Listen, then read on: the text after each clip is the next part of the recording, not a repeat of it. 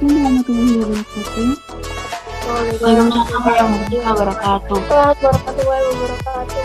Alhamdulillahirabbil alamin. Asyhadu an la ilaha illallah wa asyhadu anna Muhammadar Rasulullah. Allahumma shalli ala Muhammad wa ala ali Muhammad tamam ba'du.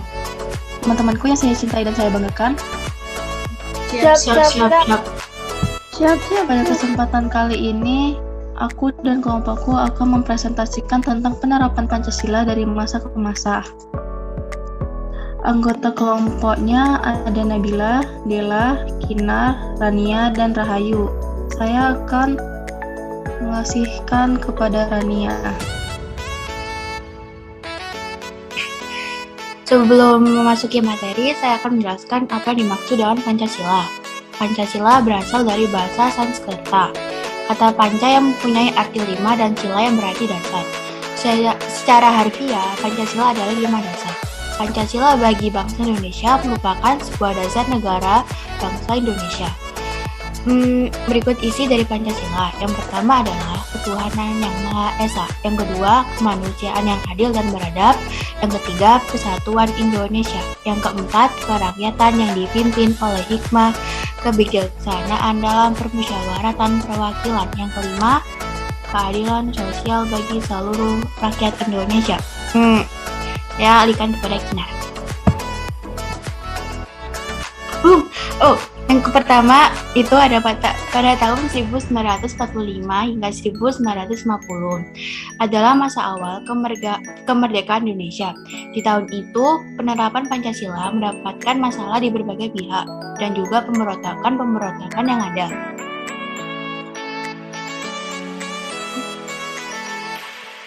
Pemberontakan pada tahun 1945 hingga 1950, yaitu ada pemberontakan PKI pada tahun 1948, ada Darul Islam atau Tentara Islam Indonesia, ada APRA 1949, ada Andi Aziz, ada pemberontakan Permesta, dan ada pemberontakan RFS.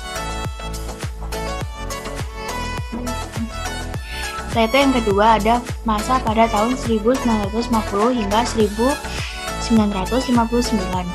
Lembaga Konstituante mulai bekerja sejak tahun 1950. Tugas lembaga ini adalah menyusun konstitusi baru pengganti UUDS 1950. Namun hingga tahun 1959 tugasnya belum juga selesai.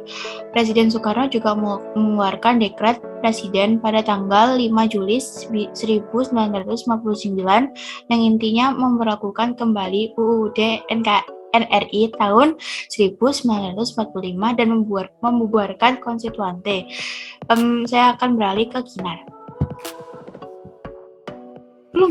Pemberontakan yang berusaha melepaskan diri dari NKRI, yaitu ada pemberontakan atau TI di Sulawesi Selatan, Kalimantan Selatan, dan Aceh. Setelah itu ada pemberontakan PRRI, setelah itu pemberontakan Permesta. Saya alihkan ke Kinar. Yang ketiga, masa pada tahun 1959 sampai 1966. Pada masa ini, sistem demokrasi terpimpin sempat berlanjut di Indonesia. Demokrasi terpimpin adalah sebuah sistem demokrasi di mana semua keputusan serta pemikiran berpusat pada pemimpin negara saat itu Presiden Soekarno.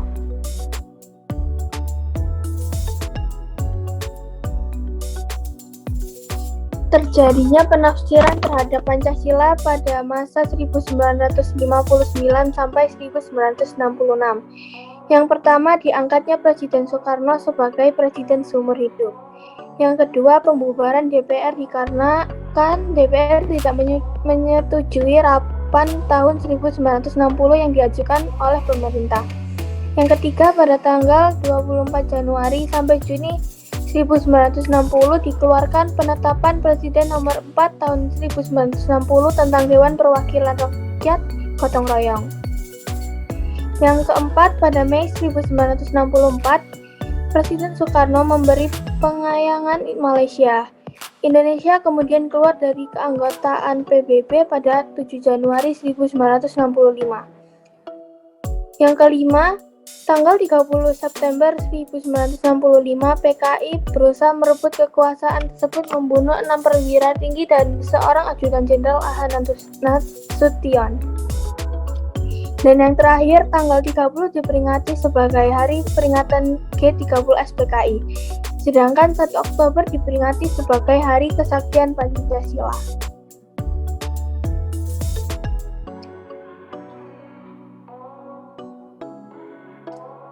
Yang keempat, masa pada tahun 1966 sampai 1998.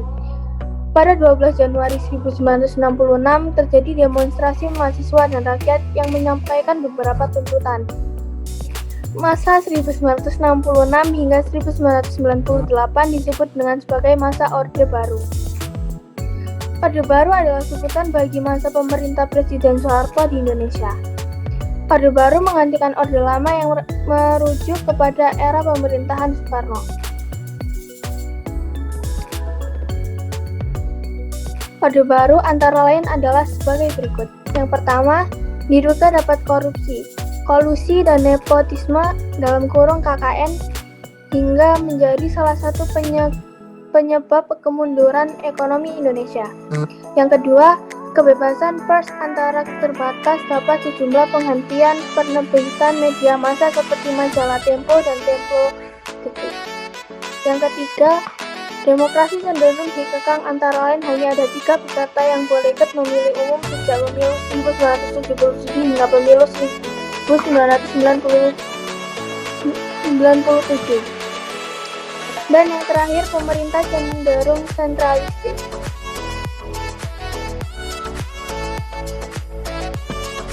Yang kelima, masa pada tahun 1998 sampai sekarang disebut dengan masa reformasi.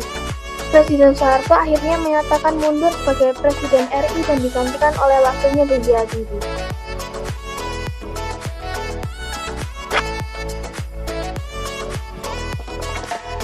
Pasal 7 UUD NRI tahun 1945 perubahan tertulis Presiden dan Wakil Presiden memegang jabatan selama 5 tahun dan sesuai dapat dipilih kembali dalam jabatan yang sama hanya untuk 1 kali masa jabatan.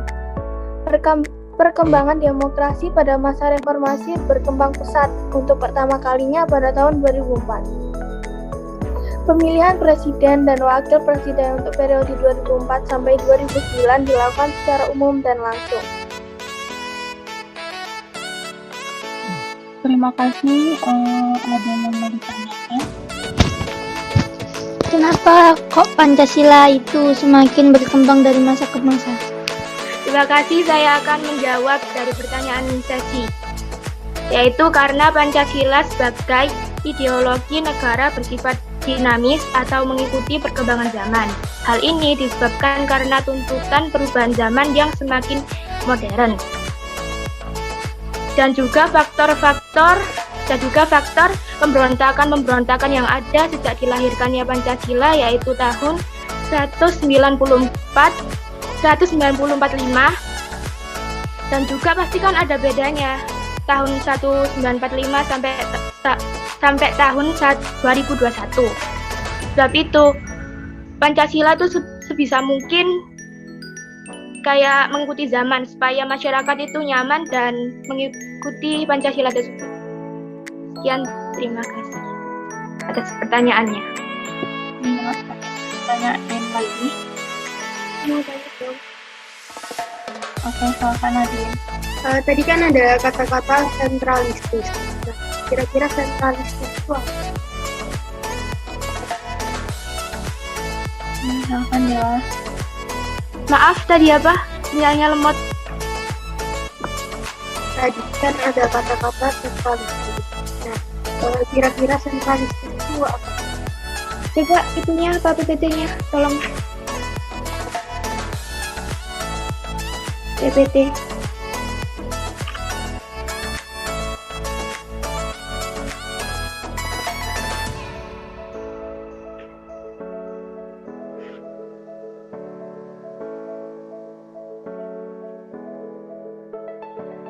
Sentralistis adalah memusatkan seluruh wewenang kepada sejumlah kecil manajer atau yang berada di posisi puncak pada suatu struktur organisme. Sentralistis biasanya digunakan pada pemerintahan lama di Indonesia sebelum adanya otonomi daerah.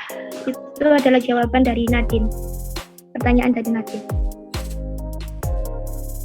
Oke, ada yang mau ditanyakan lagi? Kalau begitu, terima kasih. Mohon maaf ada salah kata atau salah ucap. Wassalamualaikum warahmatullahi wabarakatuh.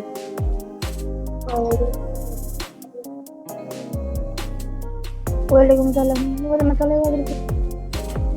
Mari kita tutup majelis hari ini dengan alhamdulillah dan doa Bapak. Alhamdulillahirabbil alamin. Subhanaka